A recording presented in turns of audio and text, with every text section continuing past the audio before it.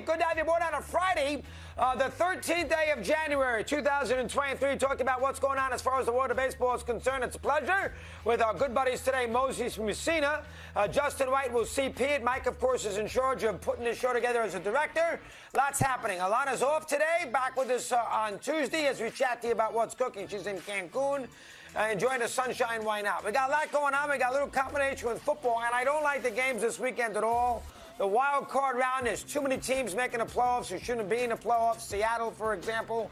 Plus, you got all these backup quarterbacks with Miami, with Baltimore, which hurts the games a lot.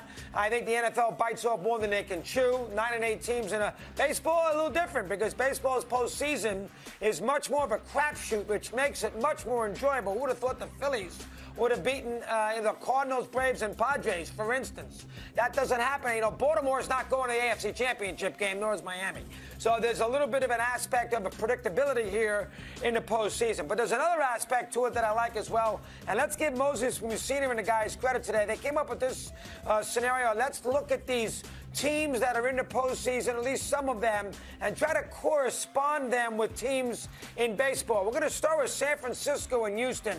You know, first off, winning cultures, obviously good managers in Shanahan and Dusty Baker, and interchangeable. I mean, Houston goes out there and they lose Springer, no problem. They lose Correa, no problem. They lose Greinke, no problem. They lose Garrett Cole, no problem. Now Verlander leaves. They just, keep on moving the train along because they got a depth of resources in their farm system. They replace one guy with another. And the Niners are a little bit the same way. This is their third quarterback here in 2022. I mean, they lost, obviously, Lance. Garoppolo got banged around after they didn't want him all last spring. And now they're going to Brock Purdy, who nobody could have picked out of a lineup about 4 weeks ago. And I think they're the favorite out of the NFC. And San Francisco, year in and year out, figures out a way. They add a little component in McCaffrey. The Astros have done that many a time, too, with trades in big spots.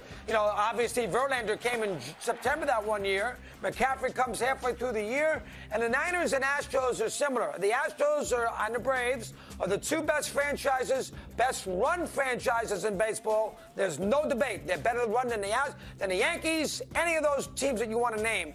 Houston and Atlanta. And the standpoint as far as the Niners are concerned, is anybody can debate that they're not a well-run franchise too, and yet they haven't won a championship yet, unlike Houston, which is was won a lot. That's number one. Chargers and Padres are interesting, and obviously, in a lot of ways, they really are in the same city. The Chargers are a forgotten team in L.A. They should be San Diego. We know about the Padres.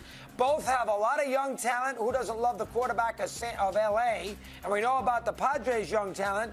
But both are very dangerous once the postseason comes along, partly because of that Charger quarterback. We saw San Diego get all the way to the NLCS. And then throw in the fact of the divisions they play in. The Padres got to deal with L.A. every year, the Dodgers, and the Chargers got to deal with Mahomes every year in Kansas City. So you got a big roadblock ahead of you. So in a lot of ways, the best route for these two teams would be wild card basis and take your chances there. Only got to win 2 or 3 games. If you're L.A. to get to a Super Bowl, that's not impossible. Maybe Kansas City gets picked off. And obviously in postseason play in baseball, it's, as we know, very unpredictable. That helps San Diego against the Dodgers. I like that comparison. Philly and the Blue Jays. Look at the Eagles and Toronto as far as both those teams. A lot of young players. Devontae Smith, A.J. Brown, Jalen Hurts. A lot of young players on Toronto. When you talk about, Guerrero, and you talk about the shortstop Bichette, young coaches. Schneider there for Toronto is a young skipper. And, of course, Sirianni for Philadelphia is a young skipper, both in tough divisions. A lot of rivalries in the NL East. In baseball, certainly in the NFC East, similar. So, the Eagles and the Blue Jays, the Eagles might be a little better, but still, I like that comparison with those two teams. Managers, coaches, young players, and where they play divisions. How about Minnesota and the Mets? A lot of bad history for both teams. All the Met fans, they're doomsayers, always think there's trouble around the next bend. And Minnesota's got to feel, if you're a Viking fan, the same way, because every time you look up, something goes wrong for them. Cousins has only won one playoff game. Anybody think that Minnesota's a sure thing despite the 13-4 record when they play the Giants this week? Minnesota has been snake-bit in postseason play. Franchise has been around since '60, has never won a Super Bowl. Mets have been around since '62. Hall of Famers all over the place, and they have only won 2 championships, none since '86. The fandom's got a black, feels there's a black cloud with the franchise. That's the comparison with Vikings and the Mets. How about Cincinnati and the Phillies? You know, bridesmaids, both of them past year. Cincinnati might be a little bit better than a dark horse. Philly was. Cincinnati with Burrow is better than that, but you get the idea. The Bengals second place to the Rams. Phillies second place to the Astros. Phillies have a lot of young talent. Bigger market, different scenarios. Cincinnati is a small market for both football and the baseball. Philadelphia is a big East market. We understand that in the NFC East in baseball and the NL in football and the NL East in baseball. But Cincinnati and Philadelphia, who, you know, listen, with Burrow, the Bengals are going to be there year in and year out. And the Phillies' resources, they're going to be there year in and year out. And then, of course, it's Dallas and the Yankees would be last. I mean, obviously, 2 great franchises, the 2 most expensive franchises in sports. Cowboys are worth a fortune. The Yankees are worth a fortune. Those 2 probably top any Forbes list you want to come up with. Dallas and New York, and they haven't won in a long time. I mean, Dallas hasn't won a road playoff game in eons. Jerry Jones never wins, and the Yankees haven't been to a World Series since 2009. Yankees have pressure all the time.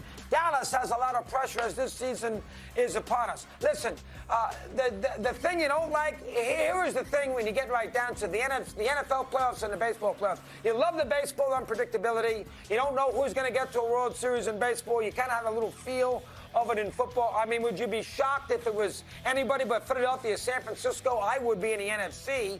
And look at baseball this year as the Phillies. Nobody would have picked them. So that's a big aspect that you love with baseball. The thing you don't like with baseball, it's like with football. You know, Jacksonville is the 18th team in the last 20 seasons that went from last to first. There's been 18 teams in the last 20 years where a team was in last place one year and first place the next. Albeit the bad AFC South, that is still relatively impressive. Baseball doesn't have that. The Reds are not winning the NL Central. The Royals are not winning the American League Central. So you don't like that aspect. There's a little bit more of a, you know, hopeful aspect to it with the NFL. But the thing that you don't like about the NFL, that you like about baseball, the NFL, it's about the quarterback. If you don't have the quarterback, you're going to have a tough time winning a lot of games. You can be effective. You can win your 9-10 games. You can maybe even win a playoff game. But if you don't have the big ones, Allen, Burrow, Mahomes, you don't have guys like that, you're going to have trouble winning Super Bowls. Baseball is never the one player. You can have Kofi, you can have the best pitcher in the world, doesn't mean a damn thing. You can have the best hitter in the world, doesn't mean a damn thing. So that is something that you like. The one player can't dominate like they can in the NFL because that is by far the most important position. There we have it. The NFL playoffs begin, of course, tomorrow, and I don't like the wild card matchups at all. You like Miami to beat Buffalo? Really? And, of course, the baseball, where, you know, the postseason is as good as it gets because of the unpredictability of it. There we have it. Lots to do. Busy day indeed. Good job out of Moses Messina with that theme. Today was all him. We'll do Kevin Burkhardt.